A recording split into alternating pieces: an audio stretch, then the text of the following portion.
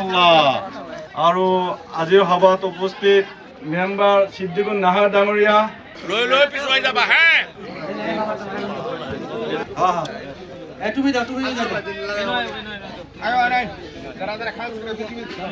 আপোনালোকে আগবাঢ়ি আহক আৰু আমাৰ বিজেপিৰ টুপি লগাই আছে, গামোচা লগাইছে, লৈ যাওক।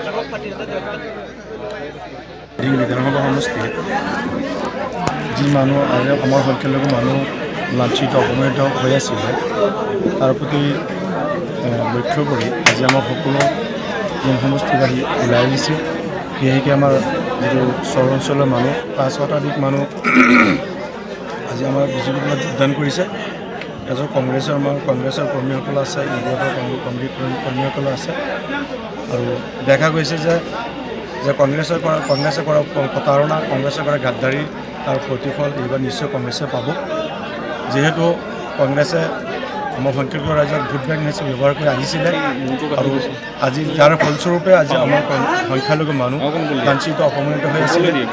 আজি আমাৰ যিমান বিধায়ক ওলাই গৈছে ডিং সমষ্টিৰ পৰা, সমষ্টিবাসীৰ কাৰণে, সংখ্যালঘু ৰাইজৰ কাৰণে কোনো ধৰণৰ পদক্ষেপ ল'ব পৰা নাই, কোনো উন্নয়নমূলক পদক্ষেপ ল'ব পৰা নাই, কোনো ধৰণৰ উন্নতিমূলক কাম কাজ কৰিব পৰা নাই।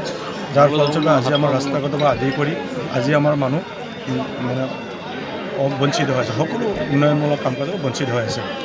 আজি নিৰাপত্তাহীনতা ভুগিছে মানুহ। আজি মানে এনেকুৱা হৈ আছে যে মানুহ ৰাতি হ'লে টোপনি নোযোৱা অৱস্থা। আৰু এটাই কাৰণ, কেতিয়া উচ্ছেদৰ জাননী আহি যায়। যিহেতু আমাৰ বিশেষকৈ আমাৰ এলেকাটো যিহেতু সকলো মানুহ আমাৰ বিশেষকৈ বেছিভাগ ক'বলৈ গ'লে 100% মানুহ আমাৰ চৰ অঞ্চলত মাটি পট্টা নাই। যাৰ ফলস্বৰূপে মানুহবিলাক আতংকিত হৈ আছে। মানুহবিলাক মানে এনেকুৱা হৈ আছে যে সংখ্যালঘু ভোটাৰসকলে যে আমি ভোট দিলোঁ, আমি মন্ত্ৰী মিনিষ্টাৰ বনালোঁ, কিন্তু আজিলৈকে আমাৰ সমস্যাৰ সমাধান হোৱা নাই।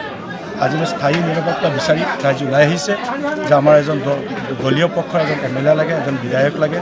যদি এনেকুৱা দেখা গৈ আছে যে ৰাইজে কৈ আছে, ভোটাৰ ৰাইজে কৈ আছে যে আমাৰ এজন দলীয় পক্ষৰ যদি বিধায়ক আমি নিৰ্বাচিত কৰি আমি বিধানসভালৈ পঠাব পাৰোঁ, হয়তো আমাৰ ভৱিষ্যতে আমাৰ সমস্যাখিনি সমাধান হ'ব। আজি কিমান মানুহ যোগদান কৰিছে? আজি আমাৰ প্ৰায় 5 শতাধিক মানুহ আহি যোগদান কৰিছে। ইউডিএফৰ মানুহ আছে, সকলো মানুহ স্বতঃস্ফূৰ্তভাৱে নিজে ওলাই আহিছে, ওলাই আহি নিজে যোগদান কৰিছে। আৰু আমাৰ খালি ইয়াতে বুলি নহয় যে আমাৰ লহকৰ আৰু কান্দুলি পঞ্চায়ত বুলি নহয়, আমি য'তেই গৈ আছোঁ ত'তে দেখা মানুহৰ যথেষ্ট সঁহাৰি পাইছোঁ। আৰু কংগ্ৰেছৰ প্ৰতি যেতিয়া ঘৃণাৰ ভাৱ এইটো সৃষ্টি হৈছে ৰাইজৰ মাজত। কংগ্ৰেছে দেখা এইটো চিৰসত্য কথা। কংগ্ৰেছ এইবাৰ ডিং সমষ্টিৰ পৰা বুলি নহয়, গোটেই অসমৰ পৰা দেখা গৈছে সমন্বয় লোকচান। AIDFৰতো কথাই নাহে, AIDFৰতো কোনো ইছ্যু নাই। কাৰণ AIDF বুজি পাই গ'ল সাম্প্ৰদায়িক দল আৰু ৰাইজক সেনেকুৱা কৰি মানে ধৰ্মীয়ভাৱে প্ৰলোভিত কৰি ধাৰ্মিকতাৰ ভিত্তিত ধৰ্মৰ ভিত্তিত ভোট বেংক মানে ভোট লৈ আছে। এই কথা ৰাইজে গম পাই গৈছে। আজিকালি বহুত উন্নত হৈছে, ৰাইজে বুজি পোৱা হৈছে যে আমাৰ আজি যদি আমি ভেঞ্চাৰ MLA বনাই থাকোঁ, যে আমাৰ যদি চৰকাৰ পক্ষে যদি MLA নহয়, কালিৰ দিনত যি সমস্যাত আমি ভুগি আছোঁ এই সমস্যা আমাৰ সমস্যা হৈ থাকিব। যদি এজন আমাৰ চৰকাৰ পক্ষৰ যদি এজন MLA বনাই দিব পাৰোঁ, আশা কৰিব পাৰি আমাৰ সমস্যা স্থায়ীভাৱে সমাধান হ'ব। আমাৰ সমস্যাখিনি যি সমস্যাত আমি ভুগি আছোঁ, মাটিৰ পট্টাৰ পৰা আদি কৰি যি ৰাস্তা ঘাটৰ পৰা আদি কৰি সকলো সমস্যা আমাৰ সমাধান হ'ব বুলি ৰাইজে আশাবাদী। ৰাইজে নিজ স্বতঃস্ফূৰ্তভাৱে নিজে ওলাই আহিছে। জনতা পাৰ্টীৰ নগাঁও জিলা সংখ্যালঘু মৰ্চাৰ সভাপতি দুদিনা চাওক, নগাঁও জিলা ভাৰতীয় জনতা পাৰ্টীৰ সংখ্যালঘু মৰ্চাৰ যেতিয়াৰ পৰা মই দায়িত্ব গ্ৰহণ কৰিছোঁ, মানে আগতে ভাৰতীয় জনতা পাৰ্টীৰ প্ৰতি সংখ্যালঘু ৰাইজৰ যিবিলাক ভাৱ আছিল, মই দায়িত্ব গ্ৰহণ কৰাৰ পিছতে মই নিৰ্বাচন পাইছিলোঁ পৌৰসভা নিৰ্বাচনত নগাঁও সদৰ সমষ্টিত আপোনাৰ 4-5টা ৱাৰ্ড কমিশ্যনাৰ আমাৰ মুছলিম প্ৰাৰ্থী জিকি আহিবলৈ আপোনাৰ সক্ষম হৈছে। যোৱা সময়খিনিত আপোনাৰ যি পঞ্চায়ত নিৰ্বাচন হৈ গ'ল, বহু ঠাইত আপোনাৰ AP মেম্বাৰ, আপোনাৰ ৱাৰ্ড মেম্বাৰ, আপোনাৰ এইসকল আমাৰ মানে সংখ্যালঘু ৰাইজৰ মাজৰ পৰা ভাৰতীয় জনতা পাৰ্টী আপোনাৰ জিকি আহিছে। এতিয়া লাহে লাহে দেখা গৈছে আমাৰ সংখ্যালঘু ৰাইজ আগতকৈ মানে সচেতন আৰু সজাগ হৈছে যে বৰ্তমান যি পৰিস্থিতি, বৰ্তমান যি আমাৰ কংগ্ৰেছ আৰু AIDFে আমাৰ সংখ্যালঘু ৰাইজৰ লগত যি ৰাজনীতি কৰিলে তাৰ পৰা পৰিত্ৰাণ পাব লগা হ'লে আমি ভাৰতীয় জনতা পাৰ্টীৰ লগত থাকিব লাগিব। তেওঁলোকৰ লগত ভোট দিলেহে আপোনাৰ আগলৈ আমাৰ মানুহখিনিৰ কাৰণে ভাল হ'ব।